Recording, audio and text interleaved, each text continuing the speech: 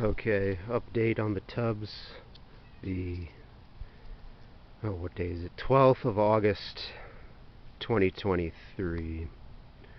So we're in the late season now. We're entering it, really. We're not truly in the late season, but we are entering the late season of the tubs. Quite a bit to report on, especially with the plants. So yeah, once we get done petting the cat, we can go do that. Oh, such a friendly creature. Also, such a troublemaker, trying to fight with the neighbor cat this morning, for some reason. Because I guess it's what you do. It's what you do. Also, just licking. Just licking. Now trying to fight. Okay. So, starting with the Aphanius vladykovi tub. I should also add all these tubs this morning. I just topped them off. They were down by probably a quarter to a third. The bigger tubs less. And the floating plants and all of them, I went last night and was pulling floating plants, because I have to pull floating plants right now every couple days because it's so warm. But what you're seeing now is after pulling floating plants, and after I get done taking this video, I'm going to go and pull some more. So, the Aphanius vladykovi tub, I'm still seeing no evidence of any breeding in here. I will say this particular creeping jenny plant has really gone to town. Hopefully it'll make it over the winter. But yeah, I've noticed it seems like the green creeping jenny, not so much in the midsummer, it does fine, the yellow does fine, but the green creeping jenny, it seems over winter is maybe a bit better than the yellow stuff does. But yeah, I'm going to have to go in here, like I said, and pull water lettuce, especially around the marsh marigold, because it's crowding it. Okay, the Xiphophorus variatus tub. You know, I put some water lettuce in here a while ago, trying to transfer some Medaka eggs. I have a sole Medaka fry that is hanging around that I can see. If you can see him right there, kind of near the center of the screen. But he looks like he's a Hikari, so that's nice. Haven't been seeing any evidence of the variatus in here. It'll be interesting to see, you know, we're less than a month probably from taking down this tub. It'll be interesting to take it down and see if they're still in there or not. Yeah, and yeah, this tub I also have to clear out. The water lettuce is really choking on the marsh marigold. The smaller Aphanius mento tub, tons of fry in here. Not even fry, juveniles at this point. I mean, we're getting stuff that's a ½ inch.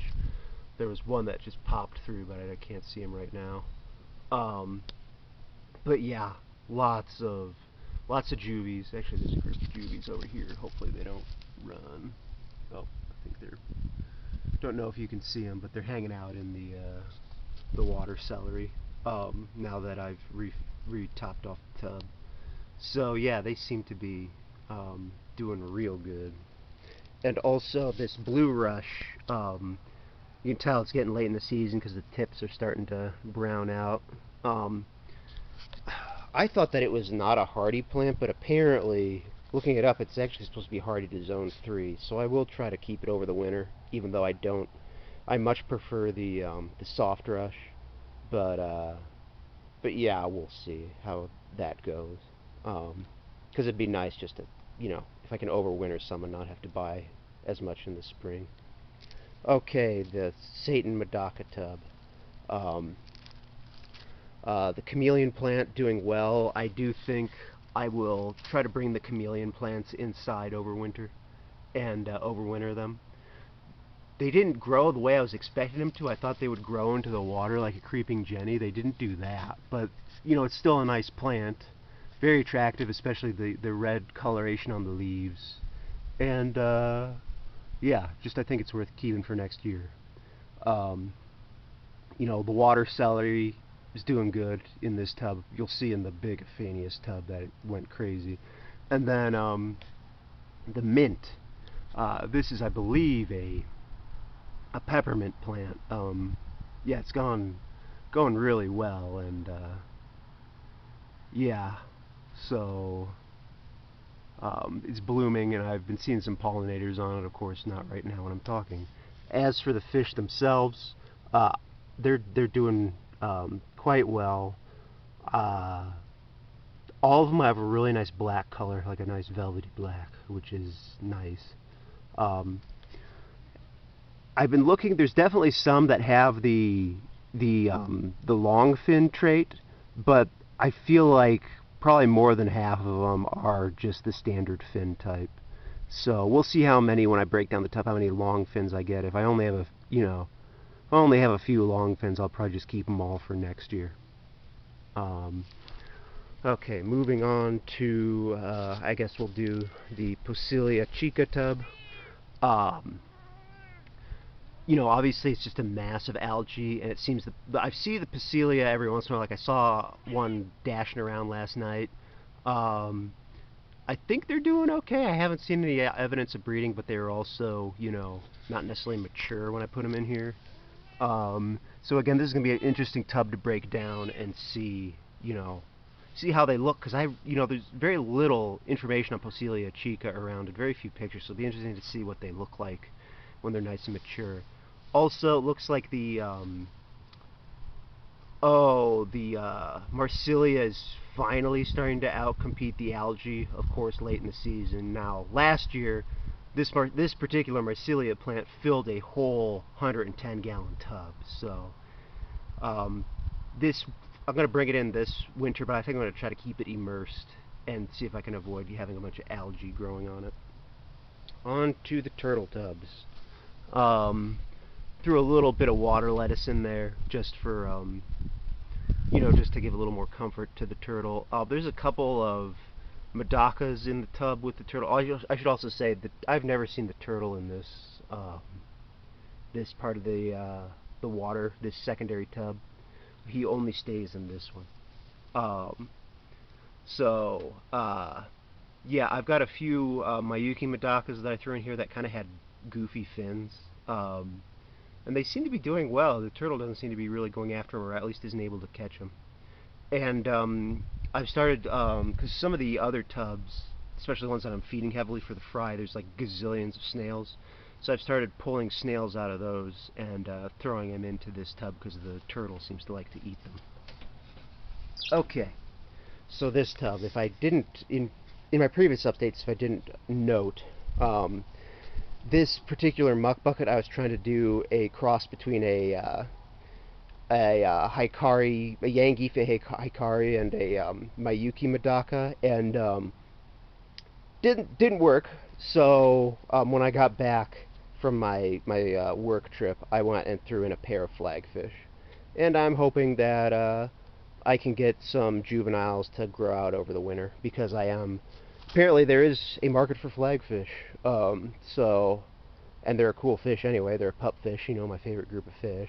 So while I was considering getting rid of the flagfish, I'm now going to keep working with them. So the Danio / Gold Medaka tub. As you can see, the water hyacinth is going crazy.